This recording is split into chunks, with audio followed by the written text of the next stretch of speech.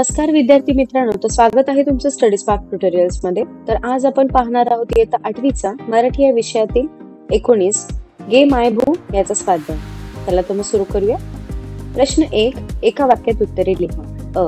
कवी कोणाचे पांग फेडू इच्छितो? उत्तर, कवी मातृभूमीचे पांग फेडू इच्छितो। मातृभूमीची आरती करण्याची कवीची साधने कोणती?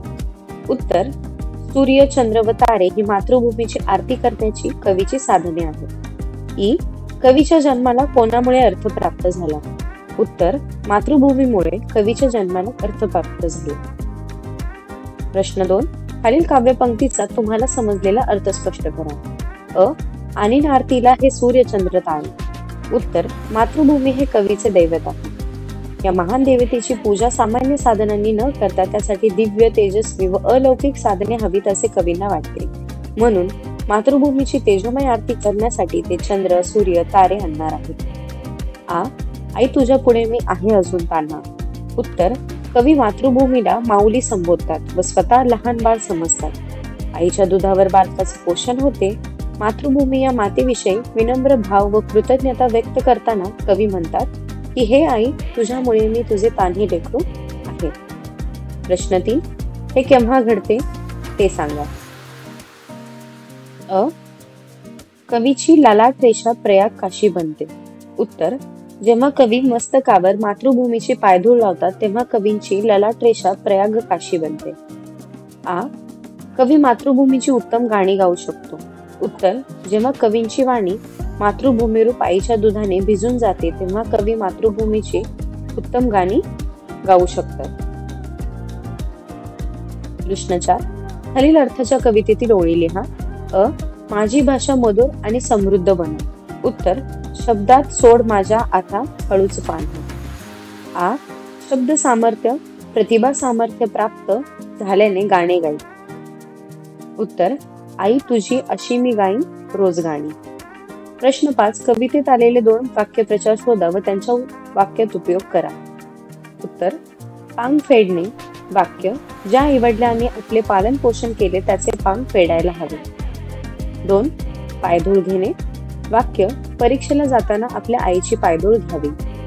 प्रश्न 6, कवितेतील यमक जोडणारे शब्द शोधून लिहा।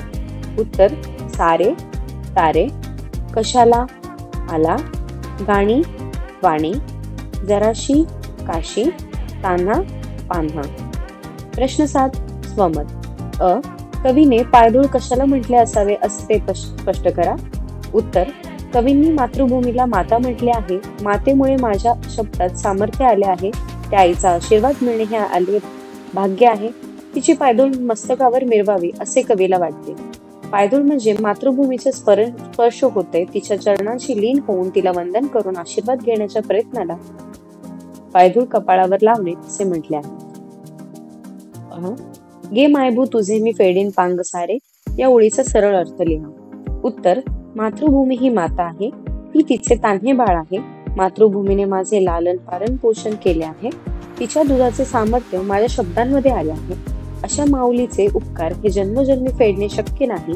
तरीही विनम्र भावाने कवी म्हणतात की तुझ्या आशीर्वादाने माझे नशीब उजळले आहे, म्हणून चंद्र, सूर्य, तारे आरतीला आणून मी कृतज्ञतापूर्वक तुझे पांग फेडणार आहे असे कवी म्हणतात।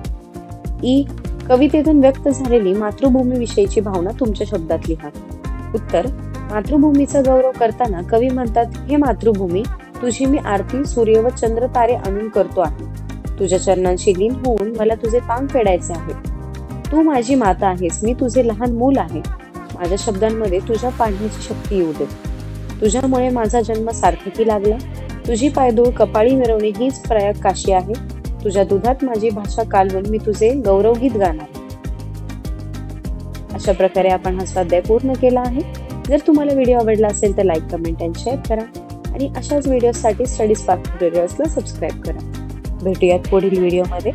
धन्यवाद।